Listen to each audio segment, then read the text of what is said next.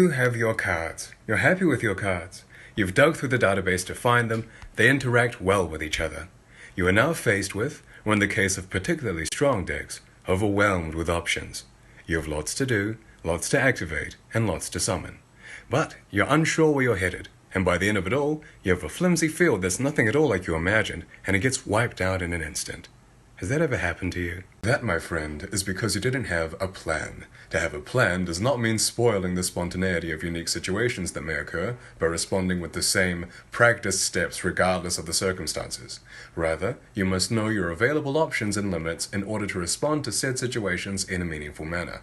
Translation: you gotta know what you can do before you do it. I'm aware not everyone has the time to watch the video in its entirety, so here's a quick rundown of the main points. The minimum requirement for a first turn is to keep you safe until your second turn, and ideally the turns following that one. The three main categories of first turn are field protection, negation, and big boss monster. Protection against targeting is protection against effect negation, and protection from destruction usually forces a battle phase. Find what category your deck prefers and build towards that direction. It will be easier. Imagine an ideal field and work backwards to determine what cards you need in your opening hand. You can't protect against everything. The goal of the second turn is to eradicate your opponent's first turn. There are no cards to protect against all non-targeting effects, the same way there are cards to protect against all targeting and destruction effects, excluding of course unaffected cards. If you have such effects within your archetype, try and include them. If you can remove one part of a field setup, the rest of it tends to fall apart. The way to combat negation is to force it with strong effects your opponent must answer, or risk losing an important component of their field, freeing up the rest of your hand. There's also stuff that can't be negated, can't be chained to, and stuff that doesn't activate at all. Getting rid of a big boss monster? Kaiju! Sadly. Special summoning prevention is rare, but prepare for it. If you can't affect it, run it over. Moon Mirror Shield is one of the best cards in the game. Hand traps weaken your opponent's first turn, making your second turn easier. Monsters with generic materials are supposed to be used by everyone. One card can make a world of difference, either going first or second. If you want to play a combo extender or counter trap, play one. Every deck should have the ability to go either first or second. If your archetype doesn't have all the tools necessary on its own, pair it with another. And if that doesn't work, have fun. Let's start with the plan at the beginning of the game, going first, arguably the most important turn. Then we can cover how to respond to the many types of first turn fields with going second.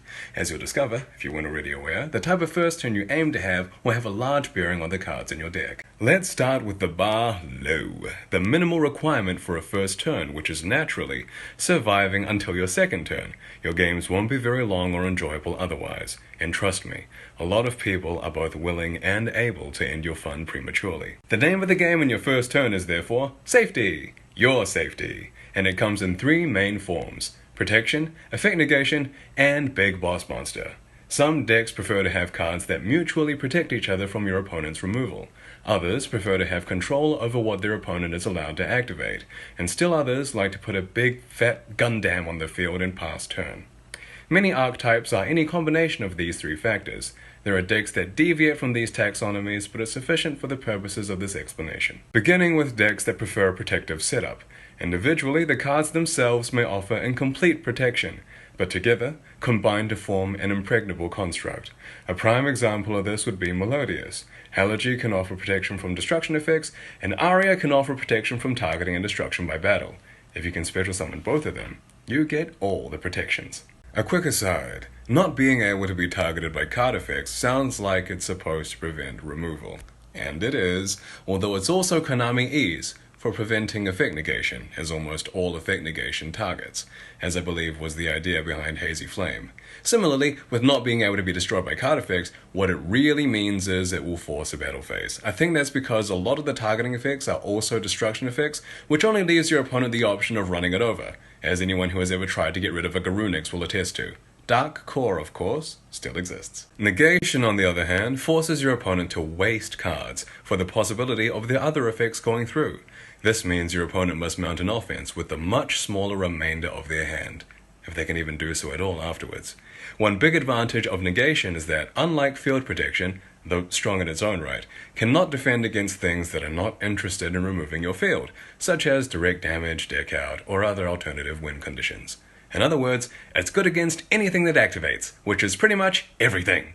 I think it's for this reason that most of the meta decks tend to fall into this category. My standard for negation is having at least one monster and one spell negation on board. That's because the most an opponent can do in their first turn is activate either monsters or spells, as 99% of traps can't be activated in the first turn, save for stuff like the Phantom Knights of Shade Brigandine, or unless your opponent is playing Temple of the Kings, or Bubble Illusion. Why one of each? Well, if you don't know what your opponent is playing, it's safest to cover all your options. Don't think you have to stop at negation either. Cards like Secret Village of the Spellcasters prevent your opponent from having access to any spell cards if they don't have a spellcaster of their own. One of the reasons why spellcasters are one of the best types, along with dragons and zombies. Big boss monster is not the technical term, obviously. Voltron, Batman, Bird Jesus, whatever you want to call it, it's the really big thing you're going to have trouble getting rid of. You've put all the proverbial eggs in one basket. It's strong as hell. It's this thing or bust. Typically, they carry some innate protection impeding their immediate removal, and may also carry effect negation in some form, and it will share the strengths and weaknesses of both. Most decks nowadays are archetypal. Find what options the archetype has to offer you. Does it have a boss monster? Does it have negation or protection effects? Is the protection complete? And if not, what is missing? What would be the easiest first turn for your archetype? Decide on your first turn or possible first turn setups, and then work backwards. Put the cards on the field, and identify what cards you need to make it happen. What spells do you need? How many monsters do you need on the field? What are their summoning requirements? Eventually, you will have an ideal hand that you can build your deck to produce as often as possible. Also, it's important to remember you can't protect against everything. There are too many ways for you to lose. No one is safe from Dumbo. Going second, your opponent has now put out one of the three main types of field you're going to encounter. Your job now is to get rid of it. Why? Because you need to hit them most of the time, and you can't do that if there's stuff in your way. Beginning again with field protection. You've invested in the strength of safety for your field. You've left your opponent to their own devices, and you're going to need a way to deal with whatever they put on the field during your next turn. And that's the best case scenario. Worst case is, they have the tools to break what you've put together, and then you're beyond screwed. Good ways to circumvent a defensive field setup? The easiest way would be non-targeting removal. There are no cards that prevent all forms of non-targeting removal, like protection against all destruction and all targeting effects, though specific counters exist, as in the case of Rebound versus Madolce Tiramisu. Non-targeting removal is rare, and you might find it in some strange places, like the legendary Fisherman 3. Or Aaron, the Lightsworn Monk. My suggestion is, if your chosen archetype has this kind of removal in some form, try and find a way to incorporate it. It will be useful.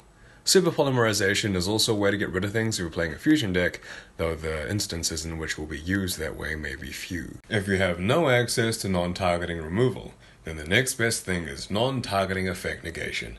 Nothing says you have 3 seconds to kiss your field goodbye quite like a Tiger King or Iced Beast Zero Fine. Recently, Konami has given potentially any deck that chooses to use it the option of having mass negation that also can't be chained to with monster effects in the form of Dark Ruler no more. Also, no protection is complete.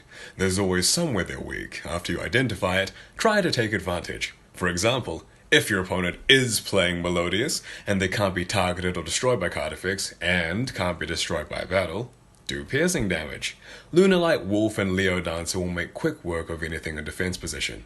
The downside of having a defensive field setup is that, although you've left your opponent with very few options to disassemble it, once they pick apart a small piece, the rest of it tends to fall apart. In the case of negation, you have some control over what your opponent is allowed to do. However, they can still bait your negation to prevent you from stopping the things that actually matter, and may be able to establish a field regardless. To force negation, you need to be able to threaten your opponent directly with the consequences. What I mean is, you need cards to force interaction, stuff they can't let through. Removal cards, or a card that could lead into removal, are particularly good at forcing these. Raigeki, for example, is something you pretty much have to stop. And if that was their only spell negate, well then, you're able to use whatever spells you have left in your hand. Negation sounds omnipotent, and it almost is, but there are some ways to get around it. The following are all bad examples. There are cards whose activation, effect, or both can't be negated, as in the case of Spiritualism. There are cards that prevent you from activating your cards in response, such as Xinjianhu Replica, or you may be able to use the card's activation cost to your advantage, like Burning Abyss did at one point with Karma Cut. After all, you can't negate a cost. There are also cards that don't activate. One of my favorites is Tatsu Necro. I use it to banish a level 8 from my hand to summon Gasha Dokuro. It's 3300, and there's nothing Tyranno Infinity on its own can do about it. Isn't that great? I'll be in trouble against Crystal Wing though. On the topic of cyber cards, Cyber Emergency I believe is a unique case. If its activation is negated, you can pay the cost and add it back to your hand. Powerful stuff. Biggest weakness of boss monsters is being tributed. For fusions, normal summons for kaijus. Everything is weak to kaijus. Can't be targeted or destroyed by card effects or battle? Gone. Monster effect negation? Goodbye. Big problematic beatstick? Barely knew her. Everything in a monster zone is weak to being tributed by monarchs, by the new god card support, or by kaijus, and the pre-kaijus, like Lava Golem, Santa Claus, and Volcanic Queen. At least spell and traps can't be tributed. Unless you count Trap Eater. How do you stop that? Well, special summon prevention perhaps, but it's rare. There aren't a lot of cards that can do it, and even fewer decks that can make use of them.